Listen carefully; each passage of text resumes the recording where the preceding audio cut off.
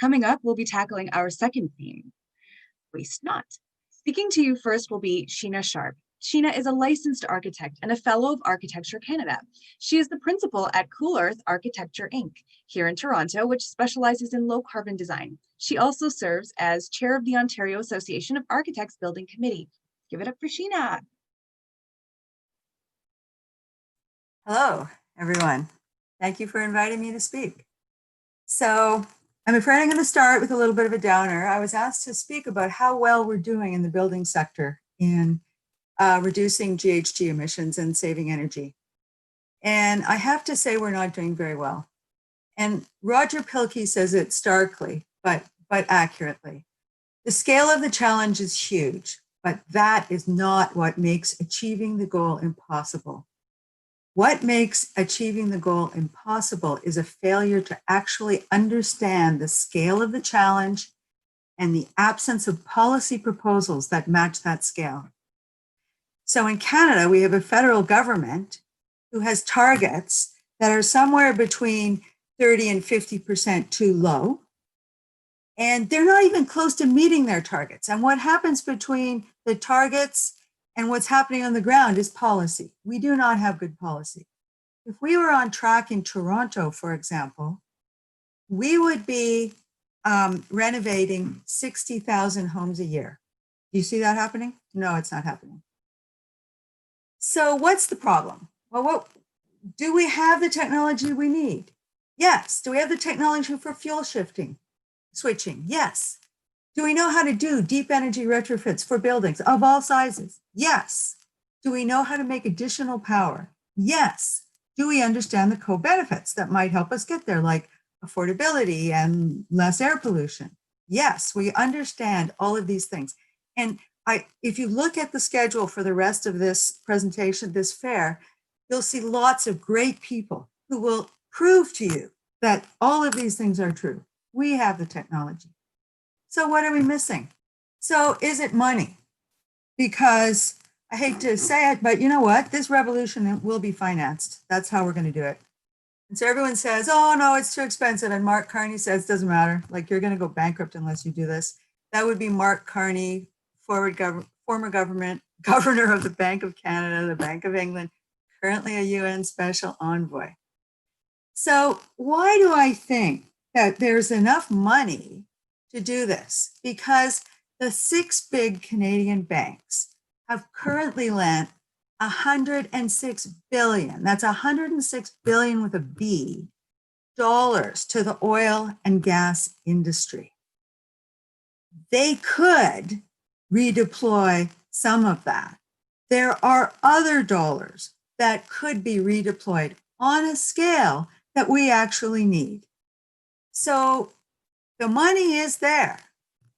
So what we need is, our problem, I think, is that we're not actually debating the goals, debating the alternatives.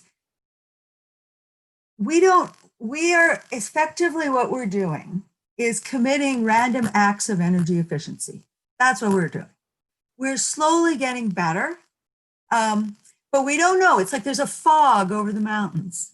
We don't know whether we're going up a path that will get us to a target that's not good enough, or whether we're going up a path that will get us to the long-term zero emissions, zero carbon economy. And are there interim paths? And are there alternate paths? This slide is from a group called the Transition Accelerator. And the Transition Accelerator gets people together to work, to share and pool their knowledge, and pretty in-depth knowledge, like how much it costs to do this type of retrofit on this type of building. But people across building sectors, in the energy generation sector, and in the electricity sector, the gas sector, and in the building sector, to come together with a plan, to build a plan together. And if there are 2 possibilities, to debate those possibilities. So what's an example of a false target? Perhaps investing more money in fossil gas. What's an example of a action that might be on the right path? Investing money in electrification or green gas, which are 2 competing things, and we need to work that out. So this type of process where regular people come together is happening in downtown Toronto. Yes, the business people in downtown Toronto are going through this process to figure out how they can decarbonize downtown Toronto in 30 years.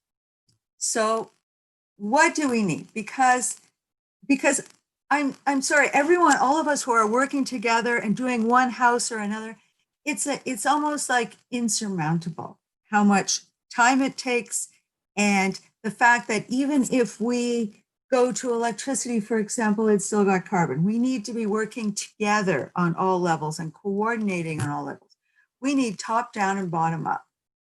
So I'm sorry to be political, but from Mark Jacquard's Citizen Guide to Climate Action, we need better political action. You have to find a politician who is knowledgeable, give them money, work for them, vote for them.